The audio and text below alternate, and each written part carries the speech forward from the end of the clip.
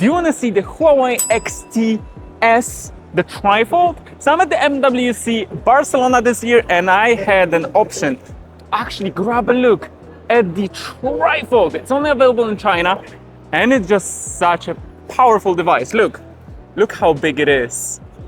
And it obviously, you can use it, like you can fold it, right? And when you fold it, it folds to a normal display. So with the weight, it's approximately 300 grams, so it's kind of not bad. And the cool thing is that you can use it like that, like a normal phone on this one. You can open it and use it as a dual fold, so you can have it like that. Or you can open the third one and have it as a trifold.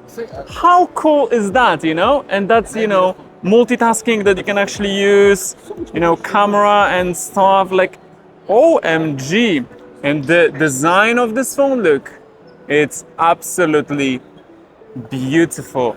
I just love it, So yeah, the only challenge is it is not available in Europe. Like, I totally get it. So the spec-wise, it's running actually the Kirin 1920 and the HarmonyOS from Huawei.